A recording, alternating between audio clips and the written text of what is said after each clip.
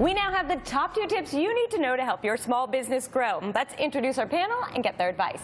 Cindy Whitehead is the founder and CEO of The Pink Ceiling, a consulting and investment firm that propels female-focused businesses.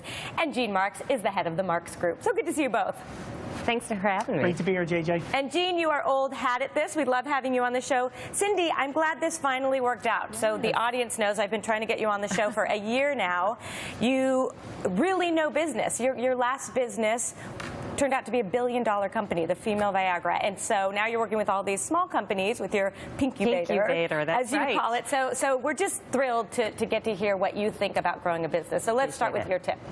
So my top tip is you need to invest in yourself before you ask others to invest in you. I think in the post-Shark Tank world, we think that showing up with a good idea is good enough to ask for it. The truth is, I need to see that you're investing in yourself to take you seriously. And it's simple things.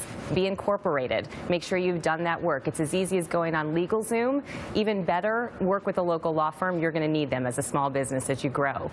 Second thing, look professional. Have a website. Have business cards. Again, you can do it as easy as Squarespace and Moo online, but look like you're going to show up for the job. And the final piece, and this is really important to me, is already have a plan worked out for how you're going to network or find your mentor.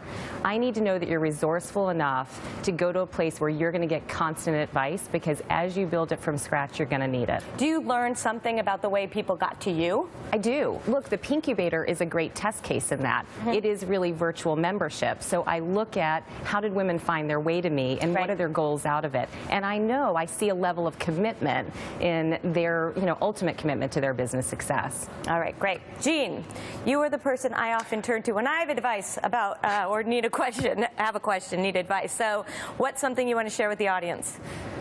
Well, JJ, first I want to say I did not build a $1 billion business, but I bought this sports jacket. It's brand new. It's pretty nice, don't you think? So I've been making some good decisions. It is not over yet, Jean. The Marks Group. Not over yet. It's not over. We're looking up. We're looking up. Hey, look, we do a lot of technology consulting in my business. I write a lot about technology. And, when I'm looking at small companies, medium-sized companies, anybody with 5 or more employees, I'm seeing a lot of people this year and next investing in HR platforms. And my advice to anybody who has more than 5 employees is they should be looking at human resources software in 2017 and 2018. It's a $14 billion market, and it's expected to grow at double-digit rates. Some of the big names are Paychex, for example, Gusto, Zenefits, Namely, Bamboo. Those are just a few really great HR platforms that are out there. And I'll tell you something, they save a lot of time because your employees can do all the data entry themselves. And not only that, they help with onboarding and offboarding and managing vacation time and managing sick pay and reminding you when you do performance evaluations. An HR platform, HR software, it's really becoming like an essential type of platform for businesses as long as you've got more than 5 people in your company. It's so true. It feels for a moment when you are still small that maybe you don't want to spend the money on it, but when you do the math of how much time you are spending on silly things like recording people's vacation time that they could be putting in themselves, it for most companies really works out.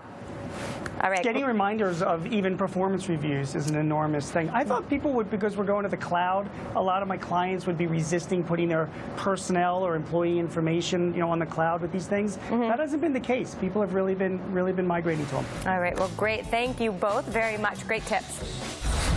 When we come back, we know this is top of mind for many of you. How do you manage your healthcare costs? And how to get young entrepreneurs who think they're visionaries to come down to earth.